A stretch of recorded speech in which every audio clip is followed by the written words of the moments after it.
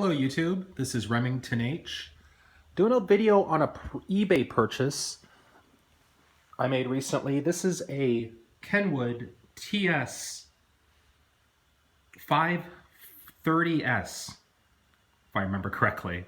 That's the model number. It's an older or vintage, probably from about 1983, give or take, hybrid HF receiver. The packaging on the outside looks okay. I don't think it was a new box, of course, so I think it survived the trip pretty well. It didn't have to come far. I'm in Austin, Texas, and it came from Spring, Texas. It only took a day to get here UPS ground, so that's a good thing. When I come back, I'm gonna go ahead and slice open the tape and get a closer look.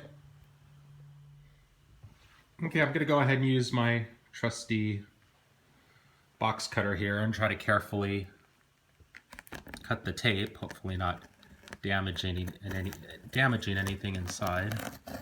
Wouldn't want that. This is my first experience opening this box. I received it yesterday. Didn't have time to get to it until today.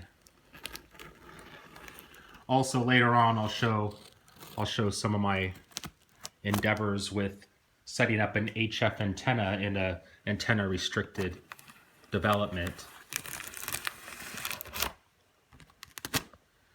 So I'll do probably a series of videos on that.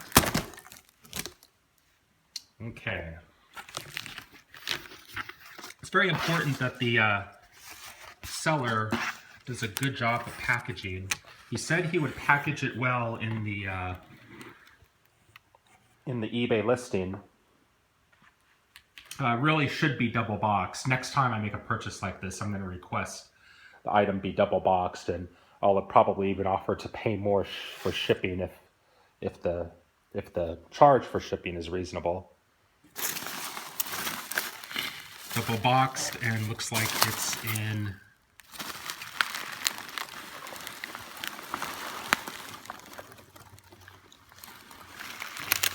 double tape.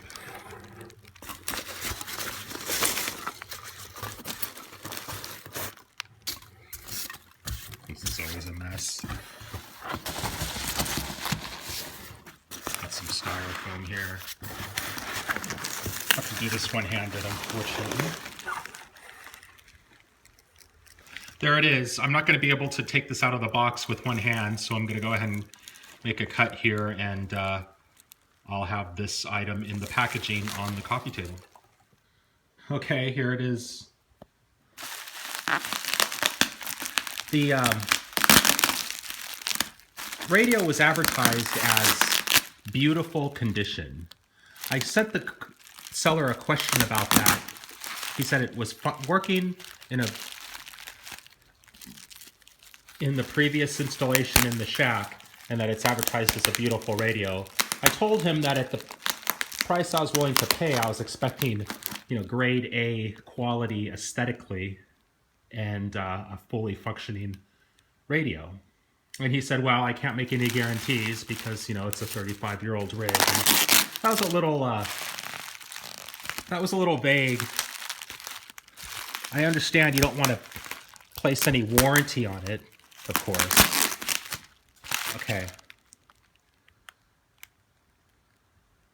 Let's take a look at the cosmetic condition, because that's really what I'm mostly concerned with. Even if there are little faults, I may be able to fix any electrical problems myself, or I can always have it repaired. But cosmetically, I was very concerned about this. I do want to sort of collect this and display it, and this looks so far pretty fantastic. It doesn't look worn at all. I don't see any nicks. Everything's clear, clean. Notice that, thought that might be a scratch, but it's just a little hair. Looks good. I am pleased so far. Let's go ahead and see if I can remove some more of this packaging. I don't want to use the box cutter on this. Don't want to risk scratching or gouging it.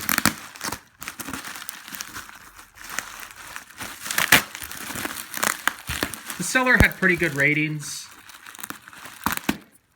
Very few neutral or negative ratings on his account. He's been in business for a while. Had an account on eBay for a while. Any negative reviews were quite a while ago. It goes back to 2007 or so. This looks pretty fantastic. I'm very happy with the aesthetic quality of this radio. So he only had 2 pictures of it. They were up close and they were fairly decent pictures. They weren't very high resolution, so you couldn't zoom in. I'm a little unsure what my next step is. I sort of do want to remove the cover and take a look inside and make sure everything seems in order before I plug it in and power it up. Another part of me just wants to go ahead and power it up and make sure it works before I open it, just in case there is a problem. And that's probably what I'll do. That way, if there's a problem, it can't be attributed to me opening the cover and getting inside, possibly doing something myself to cause the problem that I complain about. Trying to get a look inside. You're probably not going to be able to see it. It does look clean. It's not showing up on the camera, but it does look clean inside. I'm going to go ahead and give it the sniff test. Smells fine. Smells like clean electronics. I don't smell any smoke. Okay, when I come back, I'm going to go have it set up on my desk, and if possible, I'll go ahead and power it up and see if the receiver works. I won't be able to transmit for a few days. I don't have a dummy load, and I'll have to set up a 20 meter antenna. I have some 40 meter antenna parts coming, but I won't be able to ensure a low SWR until those get here on 40, and it's late at night, so there's no point in trying to transmit on 20 meters, which is what I have available right now. Stay tuned. Okay, here's the setup as I have it now on my desk. That's the 929. I did tape up the corners. It is on feet. You can see it in there, and it doesn't touch, but those edges are a little sharp on the metal cover. So I don't know if I'm going to keep that there. Maybe I'll put a little towel under it or something, but that's it. I also did order at the same time, since this didn't come with a microphone, a sort of a generic microphone that says it works really well. So I'm going to go ahead and open that up right now. This is what it is, the Superstar Dynamic Microphone. I think they kind of take this generic microphone and wire it for different radios. This is for the 4-pin Kenwood connector. So hopefully that will work fine. It looks like it. This was about $12. They claimed it works really well. They've sold a bunch of them. Seller gets good ratings. There's the number if you want to take a look. Doesn't feel fantastic in the hand, but it's okay. Switch is fine. Hopefully that'll work well. I'll eventually get a desk mic or something, I'm sure. Okay, thank you for watching, YouTube. I'll post another video as soon as I get this working with an antenna solution, and we'll listen to some HF and hopefully make some contacts. 7-3.